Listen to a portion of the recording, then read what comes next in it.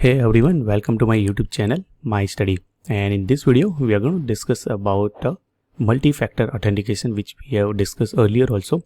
But those things we have discussed in the context of AWS Management Console. Now, in this video, how we can enforce this MFA, multi-factor authentication, when you try to access AWS services via AWS CLI. So I have planned a complete demo. First, I'm just going to show you all the complete step, and then we'll just proceed ahead. So meanwhile, let me just go to my console, and my Cloud Shell is also open because we are going to access from the Cloud Shell. Let me open the Notepad. Oops. Okay, I guess write the steps. I don't know why my Windows is not responding. Okay, I can open some other editor. Okay, let me open it here. Okay, so let me make fonts little bigger. I guess fonts, is it fonts? I don't know. Okay, that's perfectly fine. I guess this is good enough. So the very first thing is we are going to create, let's say, one user, or we have already one user. So user has, let's say, IAM read only access will provide. Okay, and its corresponding access key through which will access from the CLI. So I'm just writing very high level all the steps. So definitely it's just simply gonna work. Okay, now next thing is I'm just going to enforce MFA on user, and again we'll test it. So it will again work, because just enforcing MFA on user that will be applicable for the management console, not from the CLI perspective. So it will still work. Okay, so next thing is I'm just going to add this MFA condition, let's say condition to policy, and policy is nothing but our IAM read only policy. Or let's say instead of just focusing upon very broad level stuff, let's just focus upon a few operations. Let's say list user policy, we'll just manually create it. User policy manually will create. Okay, then we'll test it. Definitely it should not work. Okay, then comes like a solution, that how we can make it work from the AWS CLI, provided we want to enforce this multi-factor authentication. So all those steps we are going to perform now. Okay, so the very first thing is we have users is available. So I'm just going to remove all the policy, all the groups who is a part of that particular user. So first everything we'll just simply remove it. Okay, there is some internet connection issue. Yeah, that's fine. Okay, so let's say I have a John as a user. Within a John, do we have, okay, correct, no policy. It is a part of both this group. So I'm just simply going to remove. The only reason to remove this group, because it may inherit it. Okay, currently unable without MFA. That means is MFA is available. That means MFA is unable here or not. Okay, no multi-factor authentication. That's perfectly fine, and that is what we require. So currently even no access key also available. So what we are gonna do, let me just go to my Cloud Shell, and let's say if I just try for a very simple operation. Okay, before that, let me create one custom policy. Okay, so let's say we'll just create a policy for IAM user, and only few operation. Let's say something like list user. Okay, list user, or maybe let's say list groups also. Okay, 2 policy is a good enough, okay, for us to test. Okay, no other change. It will be applicable only resource, no condition. Here we have a condition, later we'll see. Okay, policy name. So this is MFA CLI policy.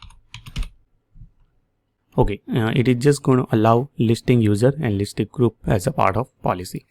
And you can see currently it's not being attached to our user, and users is nothing but John. Okay, later we'll see. Okay, now next thing is we need to configure this access key. So I'm just going to create a new access key from the command line interface. Let me press next and no tag value. So this is the key. I'm just simply going to use it on my Cloud Shell.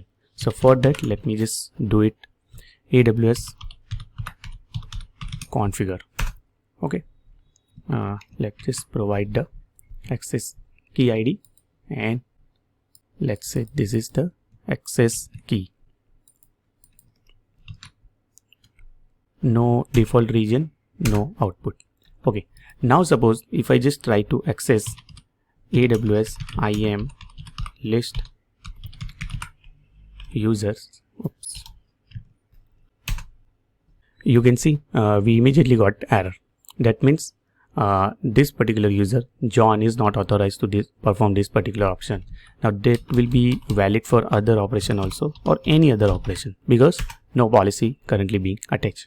So let's just quickly attach the policy to the user John. So nothing special we are doing so far. Let me attach the policy, and we are going to use our custom manage policy. Just now we have created MFA policy. If I just expand it, you will be able to see just 2 operations is allowed, a list user and a list group. Now I'm just simply going to test it. I guess policy being attached. Let me test for IAM list user, and it's working fine. Let's say same thing with the group. Okay, 3 groups are available, admin, developer and tester. It's all working fine. So far so good. Next thing is we want to apply this MFA on the top of it. So to apply MFA, you have to go to security credential. Let's say assign MFA device. This MFA device will be, let's say, John MFA CLI purpose. I'm just going to use it. I'm just simply going to use Authenticator app, and I have already installed this Authenticator app on my mobile phone. So that is Google Authenticator I am using, but definitely you can use any other Authenticator app also, which is being supported by. Okay, it's being scanned, and now I have a code that is 523918. After 30 seconds, you will get another code. So just wait for 30 seconds to get the second entry. 2 consecutive entry you need to provide. Okay, I got it, 626088. Let me add MFA. Now once the MFA being added to the John, and still if I just try for, let's say, list user, you can see still I'm going to access it.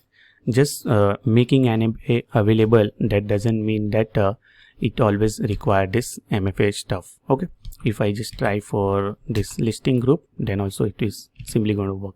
Definitely other operation will not be performed or will not work, just because in the policy we haven't added this thing. Just for this particular demo, only 2 operations are allowed. We kept it. Okay, so MFA is allowed, but still we are able to access it, but we want to access all this 2 operation with multi-factor authenticated way.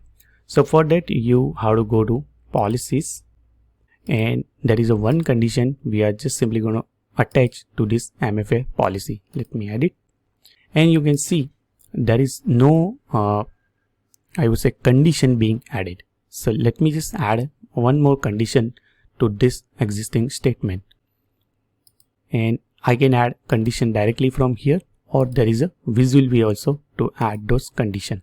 Okay, now whatever this JSON way to add it, there are a lot of conditions are there. We are interested in one of the condition, which is user is MFA authenticated.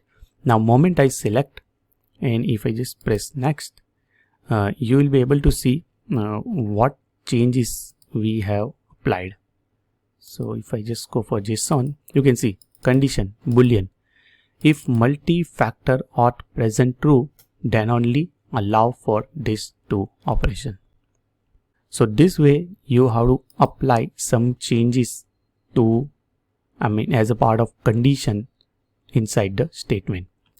Okay, now MFA also being applied. If I just try for this thing, let's say list user, see immediately I got error, said this John is not authorized person to perform this particular operation. Okay, if I just try for, let's say, groups also, again almost similar error, is not authorized to perform this particular operation. So what it says that it's a access denied. If I just go up, can I get okay, the error was kind of very much similar in that particular case also. See, exactly same thing, we are simply going to get it. So what idea behind that, it has to be MFA authenticated. Now to perform this multi-factor authentication via, I would say, CLI, you have to get some token identity code. Okay, so those things you can get it from this particular command. Let's say AWS STS. Okay, before that, I just want to show you that in a cat, let's say this credential file where all those John's credential we have set it, there is two things here: AWS access ID key, which we have set, AWS secret access key. Along with that, there is a multi-factor authenticated code also we are going to set it. Okay, so for that I'm just going to use to get this code, some token I will get it. AWS STS, let's say get session token. Okay, now within a token there are two options you need to provide. One is like a serial number. Okay, the serial number is nothing but your MFA device, which, or I would say MFA configuration which you have done, corresponding identifier. So it's IARN. So just now we have created. We copy it and let's just keep it here. Okay, so that is the one option we have kept it. Another option is you have to provide the token code. Okay, so token code, how we are going to get it? So those things you can get it from your Google Authenticator app or any other app. So for that, let me just open my cell phone, and from here I can see my Authenticator app, that is 174.806, and bang on, you can have a look at, I got this session token. Okay, so they have already provided some expiration time also. I'm not sure how much default time. So currently, okay, this is with respect to the US East server where it's running, I guess. Okay, that's perfectly fine. We'll immediately wind up with our demo. So this is the token you need to set inside your credential file. Okay, there are many ways you can set it. For now, we are just simply going to use, let me copy this token. Let's say I'm just going to use the nano editor. Let's say one more stuff I'm just going to put it, like AWS session token, and let me put the complete one. Let me just come out by saving this file, and I'll just do cat.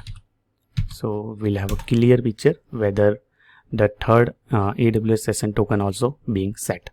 Let me clear this stuff, and now I'm just simply going to fire the command like AWS list user groups. Okay, so invalid client ID token ID when calling the list group operation. The security token included is, so what it says that it's invalid. I don't know the reason, but maybe some I think that it is might be related to some copy paste issue. Okay, if I just throw for obviously same error, I am just simply going to get it. So what I am going to do, let me just simply get some more code. Okay, more token. So for that, again, I'm just simply going to use authenticator app, and it's just going to generate within the next few seconds the new code for me. So let me just do it. Okay, I got it. 295,609. Oops. Get session token. The security token included in the request is invalid. Okay, let me just simply remove it first of all. So such a kind of problem may arise.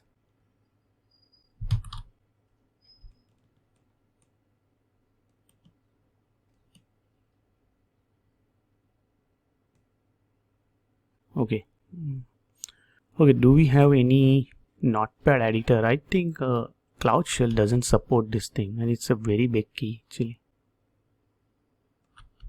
Okay, there are other ways also you can set it. Don't worry about it. We'll just simply generate a new one, and definitely I require a new token now. So all this token I am just simply setting up from my I would say. Okay, let me copy it. Okay, now I'm using the Linux machine. So what I can do, I can just simply use like a export command. Let's say export AWS, or I can make it bigger font, AWS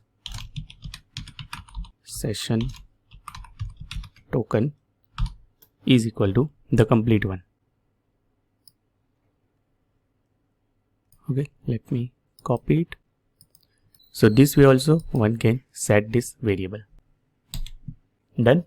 There is one more thing you need to set, that is AWS access key ID. I am not sure if it is able to take this thing from here. We should get it directly. Let me just try with list user. Yeah, it's still not working. So John is not authorized person to perform this particular operation. IAM list user on resources. Because no identity based policy allows this particular operation. Let me just check for the policy once again, because might be the policy which we have set. See, John has to be MFA. Let me edit this policy once again. In a JSON way, you will be able to see. Okay, not this way, I'm just going to add it. Visual way, I'm just going to add. And MFA is required. See, MFA is required. So I guess multi-factor authentication is required to, allow this thing.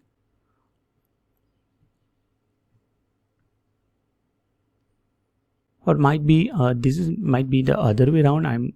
I'm guessing. Let me just make deny, and let me press save.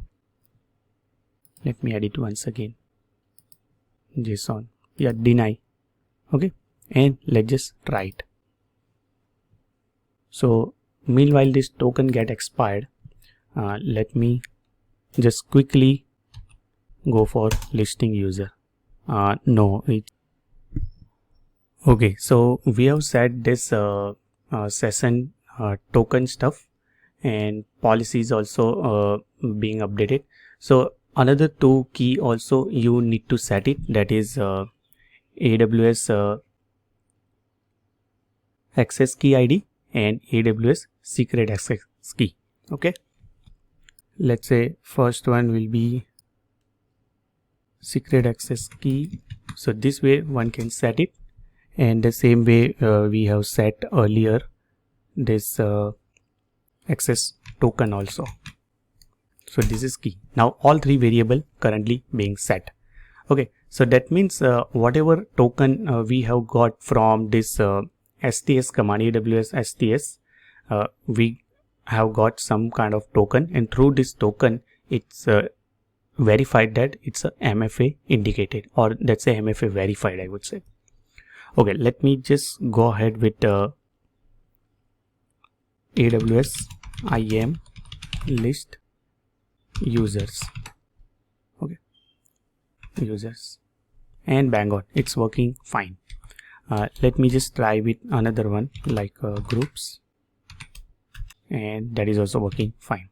Now suppose if I just remove that particular variable, like we have a 3 variable currently being set earlier, so that is AWS secret or AWS session token also. If I just try to let's say unset those variable, currently it is being exported. If I just unset it, you will be able to see we don't have, we won't be able to access it. So that's why we have to go for, let's say, export AWS session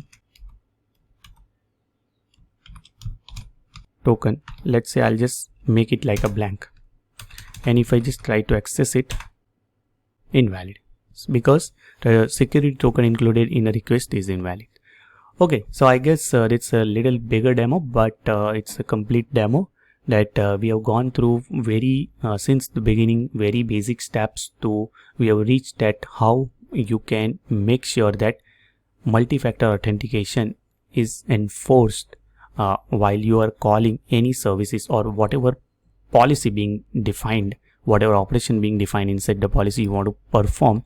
It has to be multi-factor authenticated, otherwise this operation is not allowed. And we have used for that AWS STS command to get those session token, and internally we use this Google Authenticator app. Okay, so that's all about this video. I hope you enjoy listening this video, and please do like and comment on my video. Please do subscribe my channel, which will keep motivate me to create such a great content on AWS cloud computing.